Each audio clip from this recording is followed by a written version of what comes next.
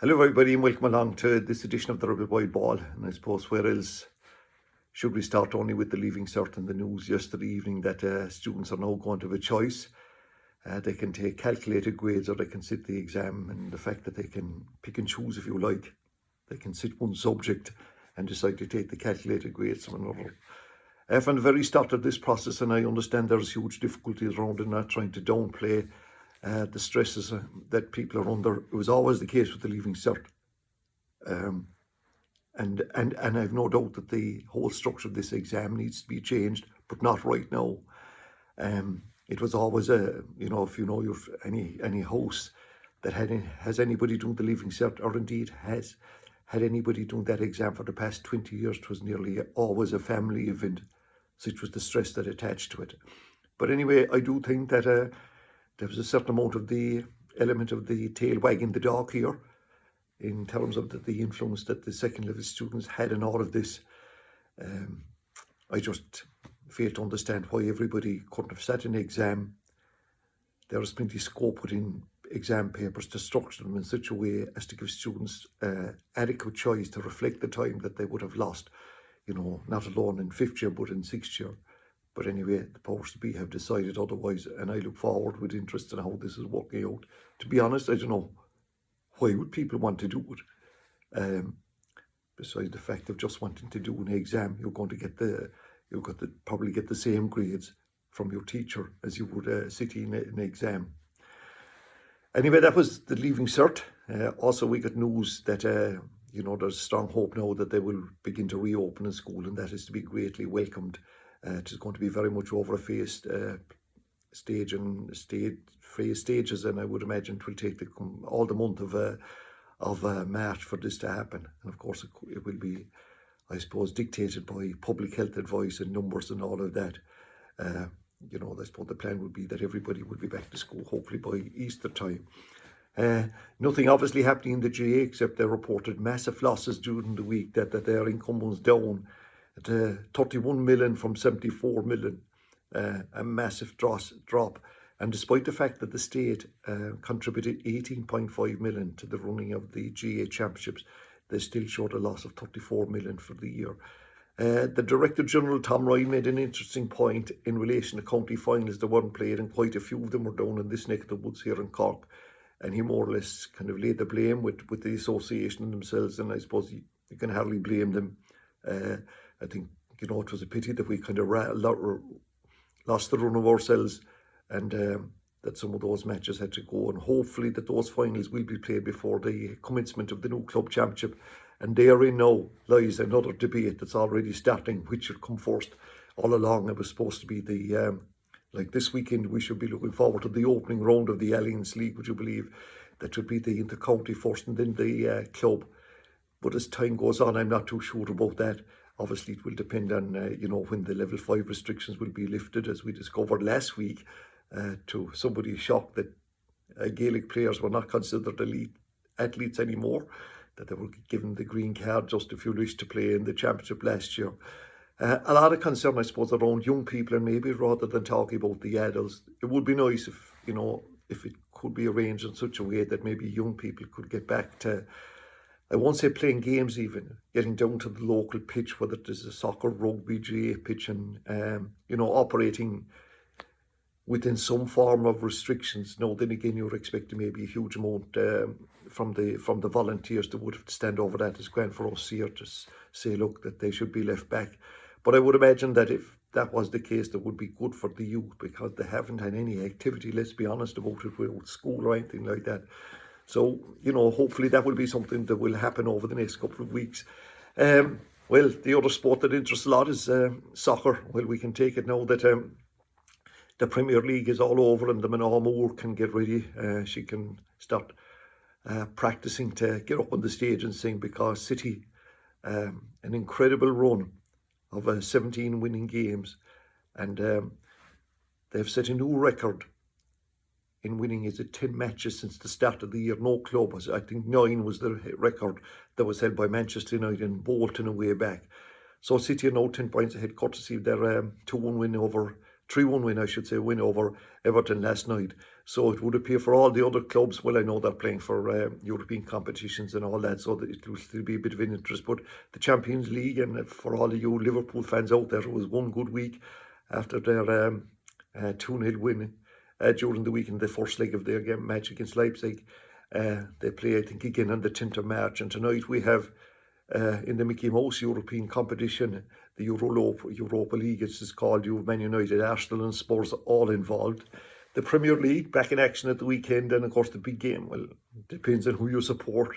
The big game, I suppose, from one point of view, with the Merseyside derby, where Liverpool will play Everton. And, you've got to fancy Liverpool, and that Everton form, I think, in these derbies isn't great, and they're an up and down sort of team. On Sunday then Manchester City play Arsenal, and Manchester United play Newcastle. And Mike Ashley's the guy that owns Newcastle, as you know, and they're the Crowther Sports Direct sponsoring Cork. Since that deal was announced, I don't think they've won a match. We don't want them to start this weekend either. No rugby, well, no Six Nations, and Ireland's start to this Six Nations certainly has been the poorest since the Six Nations came into being in 2000. That's when Italy were brought in for fodder, and they've lost their two opening games against France and against Wales and France. And on one level, I suppose the shoots were that they could have won both of those games. They could have won both of them, and I think they should. But next weekend is a big match when they play Italy. And, we'll be talking about that next weekend. HIAs were very much in vogue again last weekend. And in the 6 matches that have been played in the 2 opening rounds, we have 13 HIAs. And, obviously rugby is taking the concussion thing now so seriously. And rightly so, they should. That, the protocols around that, thankfully, are improving all the time. Like I say, it's a huge number, and the fact that we had another player sent off last weekend, that a lot of the practice that went on in the past, I'd say, is going to be abandoned. When they start putting people off, they'll eventually get the message in terms of all of that. A thought crossed my mind, and I suppose it was only a while ago, when Charles Burns, those of you who follow horse racing will know that he was the trainer that owned the horse Viking Horde, who was heavily sedated before a race in 2018 in Tramore. It was scandalous carry on. No, I don't know who did the sedating, but he certainly put a little bit more than too much into the needle, and the horse was lucky to make the starting line out of mine finishing, but he was backed heavily to lose, and seemingly this crack goes on. And Charles Burns, who's the trainer, he appealed his 6 months ban today. And that was, he lost that appeal. He lost the fine as well. I suppose good has come out of this, in that the Irish Horse Racing Authority have upped the ante big time instead of doping, and that's only to be welcome. We often talk, or the horse racing fraternity will always tell us about the number of people that are employed in this industry, and that is the case. So they need to be, they need to mind that, and the fact now that there's going to be more regular testing, and they'll be able to call into yards and all sorts of forms of equestrian to check that out. I think that's to be greatly welcome. And also the fact now as well that they're going to introduce cameras at all the racetracks around Ireland to make sure that nothing untoward can happen. But it started me thinking about, maybe, I won't say cheating in sport, because if we go down the road of cheating in sport, we're going to go down the whole drug situation. But I suppose a couple of high-ranking things that happened in sport down through the years, and the big one, of course, was Thierry Henry in November back in, was it 2009, in a qualifying match for the following World Cup against playing for France against Ireland, and he handled that ball, which resulted in the winning goal in extra time, which denied. Well, I suppose it did deny Ireland a place in that World Cup. That was probably the most high-profile one. Then, of course, there was the famous Maradona handball against England. Seemingly that one was okay. Another incident that happened was in the Leinster final in 2010. Some of you might remember that. If you're from Loud, you certainly will never forget it. They were about to win their first Leinster championship in donkey's years, and then big Joe Sheridan more or less pushed the ball carried the ball over the goal line. And, it resulted in Meath winning. What a travesty it was. That was a terrible day for I suppose for the people of Louth. And then we had, in rugby in the 2002 Heineken Cup final, it was Munster against Leicester. And if I recall, Neil Back, it was called the hand of Back after. There was a scrum late in that game, some of you might remember, and Peter Stringer was about to put into the scrum. And Back was in the scrum at the time as a flanker. He just put out his hand and kind of knocked the ball away from Stringer. It went in then to the Leicester side out, and that was a deciding move on that.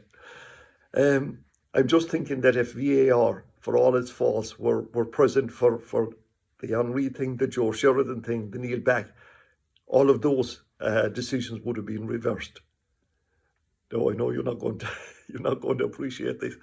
I wonder what about if there was VAR back in 1982. Do you know where this is going? Yeah, when Seamus Dabby pushed Tommy Doyle in the back before he scored the all-important goal to win the All-Ireland. I was talking to somebody earlier on, and he thought it was a nice idea to mention all the others, but I think he more or less said that if I mention anything, this guy's a Corkman living in the Kerry border, that my life won't be worth living. But a sport that you wouldn't associate with, I won't say cheating, but anyway, rallying. And I know that, the West Cork Rally, there's several rallies here in Cork and Kerry, but this particular driver, he's since retired, but he had his own little trick. Like obviously these cars, the co-driver could be watching the car in front and taking advice on that. But this guy anyway turned off, he disconnected the brake lights from the brakes. And he connected them to a switch near the dash. And the co-driver had access to this as well. So if they were coming into a real steep corner, and despite the driver would obviously brake, the guy in the car behind would see no lights. We won't go any further where that could end up. But more so, that if you wanted to slow down the car behind, coming into maybe just an ordinary bend, the lights would be flashed on as well. So it's not only in the main sports that this cheating goes on, a bit goes on all the time. Somebody said once, if you're not cheating, you're not trying to win. I'm not too sure whether you would agree with all of that or not. I suppose every day in this country, people retire from their jobs having given incredible service, and sometimes they're just simply leave and that's it, whether it be the postman, the dustman, the county council worker, whoever, and maybe an awful lot is not made of them. But one man did retire last night actually, and that was a guy called Con Downing. He was the editor of the Southern Star newspaper. And the provincial newspapers, I suppose, there was a time there about 4 or 5 years ago when, they were under serious pressure. They've been, I suppose, part of rural Ireland in particular for a long, long number of years. And, I remember growing up where the Kerryman was, a lot of our time we were trying not to get on it rather than anything else, if we were really honest. But the Southern Star is, a paper here that's a huge part of the West Cork fabric, if you like. So Con, he submitted his first article in October 1975. Then in 1978 he started writing entertainment column. He'd been very interested in music and art and all of that. And then in 1990 he became a full-time staff member. And for the last 12 years he's been editor of the paper and has done an incredible job. He's a unique man in terms of his understanding of the psyche of West Cork. And it doesn't matter whether it's, the politics of West Cork, and my God, it's as interesting as anywhere in the country. All the, news stories, his understanding of all of that was absolutely vital. His huge interest right across all the spheres of society meant that he was ideally suited for the position of a newspaper editor. He understood the commercial activities, all about local industry, the farming community, and all of that. But it was his personality. I think, that was a vital component. He is. I'm not talking about you in the past. He's a very intelligent, shrewd man, very much his own man as well. not to, he's never afraid to make his opinions known and thing. He's a kind of an unusual sense of humour. I'm not too sure when I got to know him first, but for the past 23 years, I've had the pleasure and the privilege of working with him in the West Cork Sports Stars Awards, which I believe now are one of the longest serving awards, ceremonies, if you like, or schemes in the country.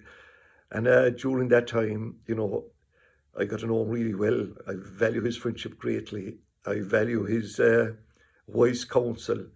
And as I just said somebody recently about him, Con is one sound man, and I wish him, and I know that everybody that's associated with anything to do in West Cork, and he's nearly known as Con more than Con Downing. So Con, in the next journey, we wish you all the best as you embark on that. You've been a tremendous ambassador for this great neck of the woods. So till the next time, take care.